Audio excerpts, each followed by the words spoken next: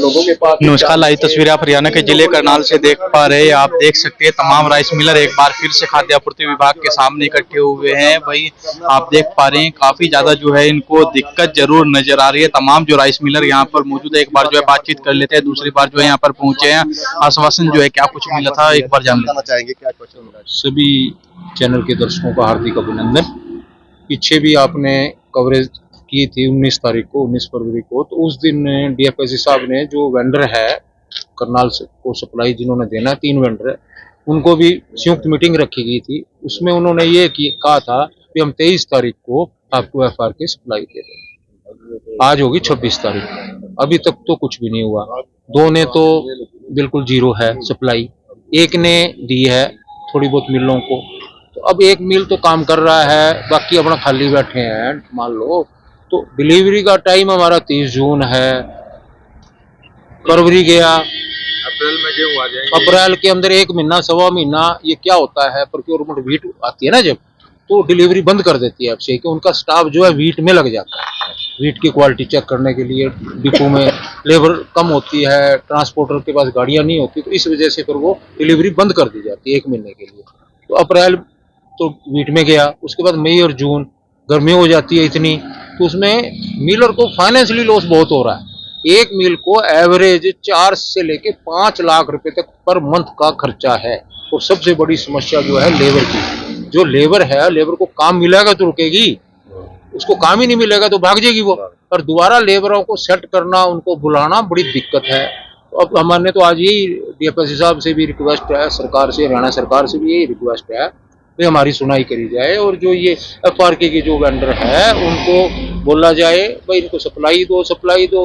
अब वो 26 तारीख होगी, आज 23 को बोला था उन्होंने भी आधे मिलों को दे देंगे, अब तक तो कुछ है। तो आज ये डीएफएससी को इसीलिए आज आए थे ज्ञापन देने के लिए, और इसलिए मीडिया को बुलाना पड़ा। तो चलो हमारी सुनाई कहीं बात जो है ऊपर तक जाए और कुछ सुनाइए। कौन सी एजेंसी है जो काम कर रही है और कौन सी 2 एजेंसी जो काम नहीं कर रही। करनाल डिस्ट्रिक्ट को आरएस इंटरनेशनल एक स्थितो है, एक सिमरदीप फूड करनाल की लोकल है, और एक दीपम इंडस्ट्रीज है वो सिरसा की है। इन तीनों को करनाल के राइस मिलर बांट के दिए गए थे।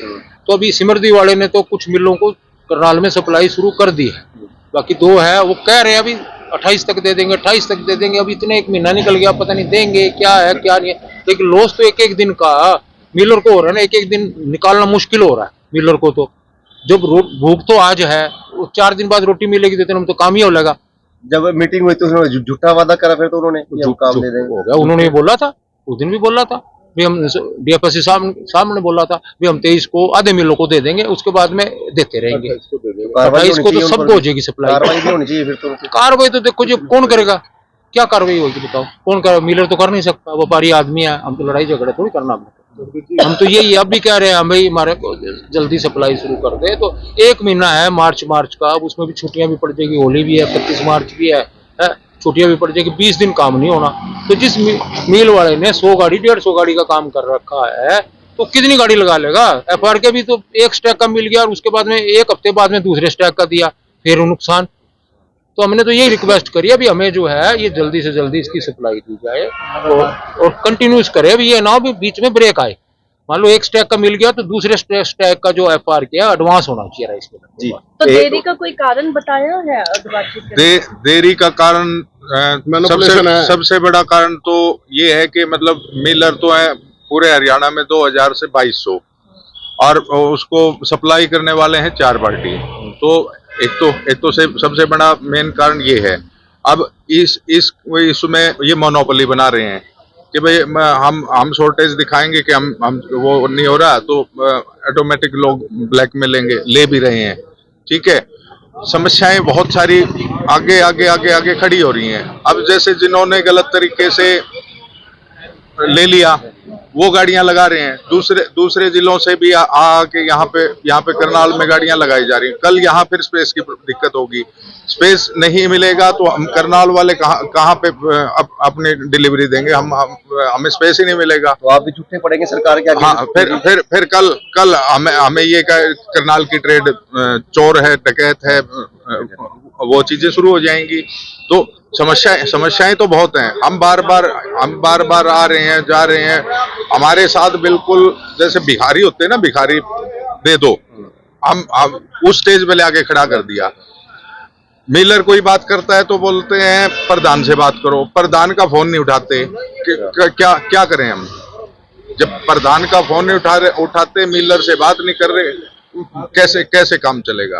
ये बहुत बहुत समस्याएं हैं। इसीलिए आज हमने इकट्ठे होकर हम डीएफएससी साहब से मिले हैं, उनको हमने रिटर्न में दिया है और आज हमने फैसला भी किया है कि जिन्होंने गलत तरीके से लिया है, जिनको गलत तरीके से दिया है, या जो बाहर से दूसरे जिलों से आके यहाँ गाड़ियां लगा रहे हैं, तो हम अपने अपने डिपो पे जाएंगे और वहाँ गाड़ियां रुकवाएंगे। हम किसी की गाड़ी लगने नहीं देंगे।